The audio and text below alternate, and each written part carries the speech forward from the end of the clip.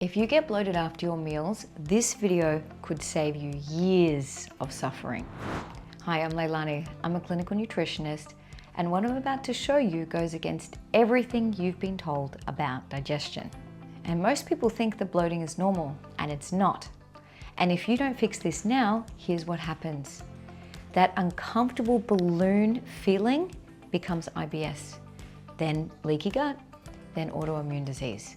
And I see this progression in my clinic every single week. But today, I'm giving you the 3 science-backed steps to stop this before it's too late, plus the long-term game changer strategy to stop bloating for good. So let's start with what bloating really is, because it's not what you think. Here's the truth that no one tells you. Bloating isn't a digestion problem. It's a bacterial warfare happening inside your gut, because your stomach should be a sterile acid bath. The pH about 1.5, and it's strong enough to dissolve metal. But when the acid gets weak, undigested food becomes a feast for the wrong bacteria. Now these pathogenic bacteria throw a fermentation party inside your intestines, producing hydrogen, methane, and hydrogen sulfide gas. That is why you feel like a balloon ready to pop after every meal. But here's what's really scary. This bacterial overgrowth does not stay in your gut. It triggers a systemic wide inflammation that shows up as brain fog, skin problems, and even chronic fatigue. The pharmaceutical industry wants you to believe that antacids are the solution. They're not. They are making your stomach acid weaker, feeding more bad bacteria, creating more bloating long term. It's a $13 billion lie that is keeping us stuck and sick. So why is this happening to you? Here's where it gets interesting. Your digestion has 3 critical checkpoints. Think of them like security gates. If even one fails, the wrong bacteria get through and start the gas-producing party. Checkpoint 1, your stomach acid. Here's the kicker. After the age of 30, stomach acid drops by 3.5% every single year. So by 60, nearly half the population have dangerously low acid levels. That's why your grandmother needs Tums after every meal. Checkpoint 2, your digestive enzymes. But chronic stress, and let's be honest, who isn't stressed in this world, shuts down enzyme production by up to 40%. So even the healthy food sits there rotting in your stomach. Checkpoint 3, your gut bacteria ratio.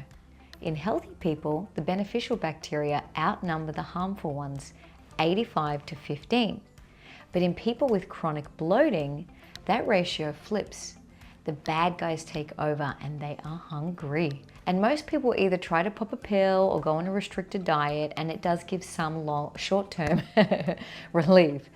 But long-term, this approach makes your body more susceptible to chronic diseases because you are destroying your gut microbiome even more. That's why everything I share focuses on healing and strengthening your digestive system, not just masking the symptoms. Okay, here's my protocol that I use with my private clients. Stage 1, restart your digestive fire. That's from week 1 to 2.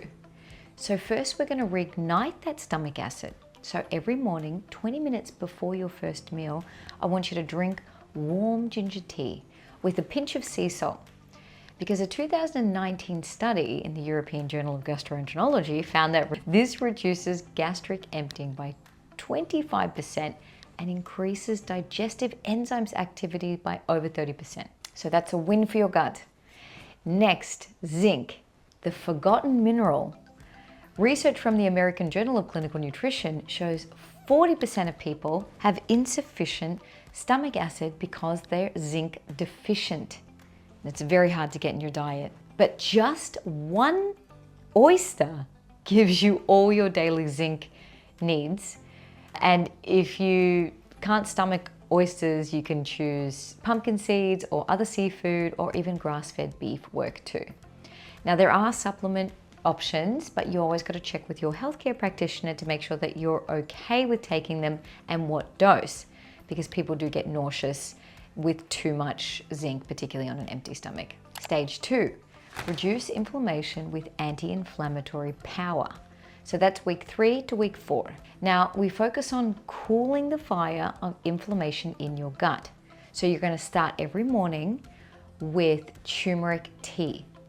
Add 1 teaspoon of turmeric powder to warm water and a pinch of black pepper and even some of that ginger if you want, because studies show the curcumin in turmeric can reduce gut inflammation markers by almost 60% in just 8 weeks. And also add nature's probiotic foods. So you know them as fermented foods like sauerkraut to your meals. Even just 1 forkful daily with lunch and or dinner delivers beneficial bacteria along with their own digestive enzymes to help break down the meal. So the research in the Journal of Clinical Gastroenterology shows that people eating fermented foods daily increase beneficial bacteria by 200% and reduce inflammatory markers by 32% within 4 weeks. Just make sure they are the real, raw, cultured kind. And I've got a video on how to read the label here to make sure it's the real deal. Stage 3. Start rebuilding your gut. So this is a bit more on that post week 5. And this is where the magic really happens. So you'll be rebuilding your intestinal barrier from the inside. Now you've been likely destroying your gut microbiome for a while. I mean, it's so hard not to in a world where we are actually throwing grenades in our guts every single day. So it does take some time to rebuild. Start with something gentle. So rather than go on the full prebiotic fibers that will cause more bloating, maybe start with something like hydrolyzed collagen peptides or bone broth, or even grass-fed gummies. This provides glycine and proline, the exact amino acids your gut lining craves. And a randomized control trial found that collagen improves gut barrier function in 83% of people with digestive issues. So I've also got a recipe in my Gut Love Club, the links are below.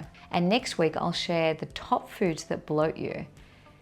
And there are some really unsuspecting healthy foods that I'm sure you're having a few bites of.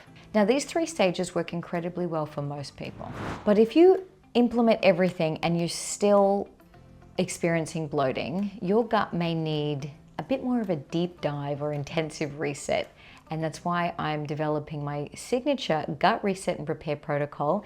It's the same comprehensive system I use with my private clients who need a bit more of that deeper healing. Because listen, I need to be brutally honest with you. If you've been dealing with chronic bloating for years, your gut is in crisis mode.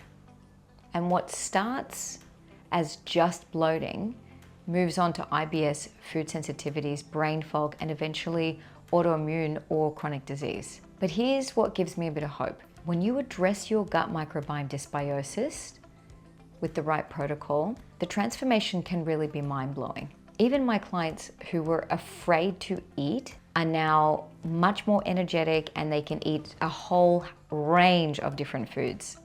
And that is exactly why I created my comprehensive program.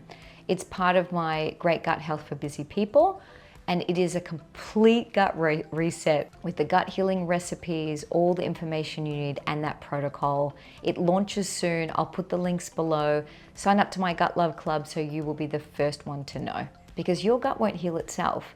Those pathogenic bacteria are multiplying right now. And if you're ready to take control and finally feel comfortable in your body again, your future self is waiting for you to make the right decision. Now, before I go, I want to know, what questions do you have about gut healing? There's so much information out there.